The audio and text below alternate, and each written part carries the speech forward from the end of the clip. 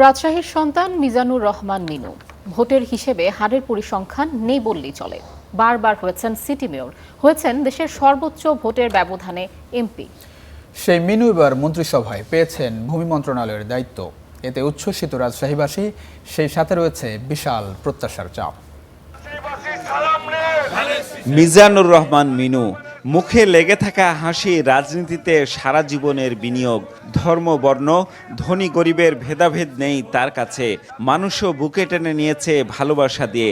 রাজনীতি থেকে পেয়েছেন দুহাত ভরে। মিনু প্রথমবার রাজশাহী সিটির মেয়র হন 1991 সালে। এরপর দায়িত্ব পালন করেন টানা 17 বছর।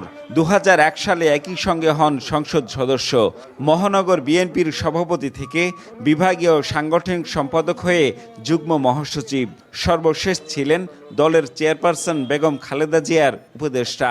এবার রাজশাহী সদর আসন থেকে সংসদ সদস্য হয়ে বসলেন মন্ত্রিসভায়। এ খবরে উচ্ছ্বসিত রাজশাহীর মানুষ, সেই সাথে আছে প্রত্যাশার চাপ। মিনু ভাই আমাদের এখানে ভূমিমন্ত্রী হয়েছে, আমরা খুবই আনন্দিত। রাজশাহীবাসী উপলক্ষে জানা একজন আমরা রাজশাহীর মন্ত্রী হিসেবে, পূর্ণাঙ্গ মন্ত্রী হিসেবে পেয়েছি। কর্মসংস্থান থেকে শুরু করে রাজশাহীবাসী অনেক কিছু আশা করেছে, ইনশাল্লাহ আমরা পাবো ওনার মাধ্যমে ইনশাল্লাহ। বিভিন্ন জায়গায় যে নেশার জিনিস আছে, এটা আগে হচ্ছে আপনাদের নিধন করতে হবে। শিক্ষানগরী রাজশাহীর শিক্ষা ব্যবস্থার অরাজকতা আর বেকারত্ব দূর করতে কাজ করবেন মন্ত্রী, এমন দাবিও উঠেছে। প্রত্যেকটা কোচিং সেন্টার, প্রাইভেট সেন্টারে এত বেশি ফিস, ভর্তি হওয়ার আগে 12,000, 15,000, 20,000 পর্যন্ত আছে। তুমি ক্লাস করো আর না করো, একটা মাস নিয়ে নেওয়া হচ্ছে ফিস আগে। তো আমি চাই এটা একটু কমিয়ে আনা হোক। অধীর আগ্রহে আছি যে রাজশাহী বেকারত্ব দূর হবে, পাশাপাশি কর্মসংস্থান তৈরি হবে। তবে বিশ্লেষকরা বলছেন, সারা দেশে ভূমি খাতের সামগ্রিক দুর্নীতি দমন করাই মিনুর সামনে বড় চ্যালেঞ্জ। জমি রেজিস্ট্রি করতে যাবেন, জমি কেনা বেচা করতে যাবেন, দুর্নীতি ভয়াবহ রকমের। এর কোনো নিয়ম শৃঙ্খলা নেই, যার কাছে যা পায় আদায় করছেন। কাজেই এইখানে শৃঙ্খলা ফিরিয়ে আনা খুবই জরুরি। রাজশাহীর সাথে ঢাকার যোগাযোগ ব্যবস্থা এটিও পড়ে আছে মুখ থুবড়ে।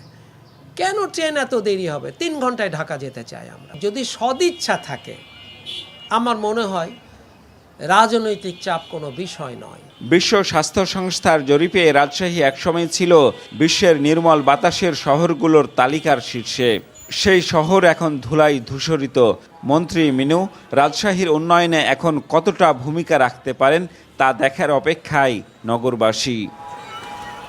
Ziaul Gani Selim, star news, Rajshahi.